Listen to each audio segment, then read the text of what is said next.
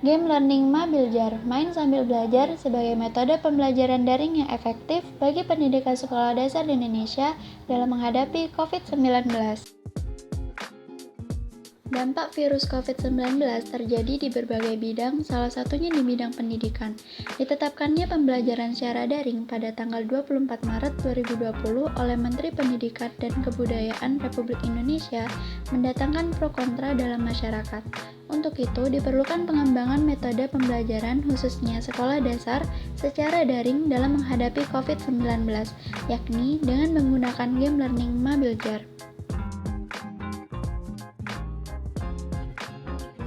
Tantangan pendidikan selama pandemi COVID-19. Dalam hal ini ada 3 hal utama, antara lain yaitu 1. Jumlah pasien positif corona di Indonesia. Berdasarkan pada data Satgas COVID-19 pada tanggal 23 September 2020, jumlah terpapar COVID-19 di Indonesia tercatat sebesar 257.388 jiwa yang terkonfirmasi positif corona dengan jumlah suspek sebesar 109.541 dan spesimen sebesar 38.181. Untuk pasien yang sembuh sebesar 187.958, sedangkan pasien yang meninggal sebesar 9.977 jiwa dalam 34 provinsi di 494 kabupaten atau kota di Indonesia. Yang kedua yaitu sistem daring yang sulit diterima oleh pelajar. Pelajar mengalami kesulitan dalam memahami materi sehingga ini dinilai kurang efektif. Yang ketiga yaitu sistematika daring yang rumit. Orang tua kurang memahami pemakaian media aplikasi pembelajaran seperti Google Classroom, Edmodo karena kurangnya sosialisasi yang diberikan oleh pemerintah. Implementasi metode pembelajaran daring. Dalam hal ini ada 3 bentuk implementasi, antara lain yaitu 1. Adaptasi baru pembelajaran dalam pendidikan. Jika sebelum masa pandemi COVID ini berlangsung, pembelajaran dilakukan secara tatap muka atau offline. Namun saat ini pembelajaran dilakukan secara online atau daring. Yang kedua yaitu interaksi antar siswa dengan guru secara online.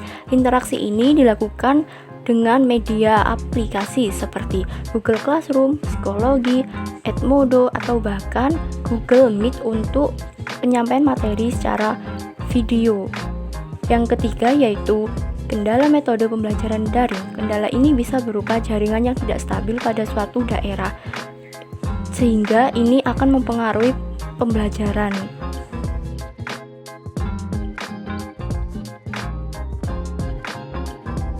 Tahapan dalam game learning Mabiljar ini, yang pertama, mengunduh aplikasi game learning Mabiljar di Google Play Store. Yang kedua, mendaftarkan nama, kelas, dan nama sekolah serta memasukkan email guru sebelum membuka permainan agar skor atau nilai siswa dapat terkirim secara otomatis pada guru sekolahnya. Yang ketiga, dalam game learning Mabiljar ini terdapat level yang berisikan materi soal pelajaran, misalnya matematika, bahasa Indonesia, bahasa Inggris, dan lain sebagainya. Dan yang keempat, terdapat video animasi dan hadiah pada bangunan di game tersebut, misalnya bangunan tingkatkan, berisi video belajar yang dapat dikirimkan oleh guru. Gambaran dari bentuk level game learning Mabiljar sebagai berikut.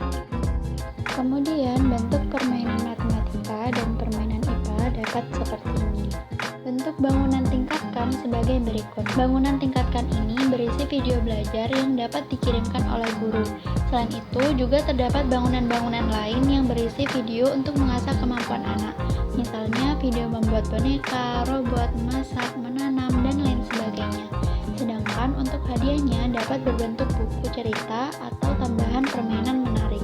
Berikut beberapa hal yang membedakan game learning Mabiljar ini dengan game learning lainnya, yaitu yang pertama, penggunaan game learning Mabiljar yang diterapkan secara resmi pada masing-masing sekolah dasar di Indonesia.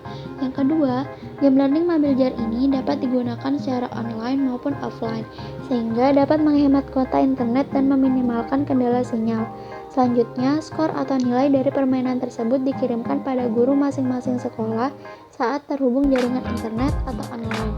Pihak yang berperan dalam menerapkan game learning Mabiljar ini ada 3, antara lain yaitu 1. Pemerintah. Pemerintah berperan dalam menerapkan kebijakan penggunaan game learning Mabiljar ini di seluruh sekolah dasar di Indonesia.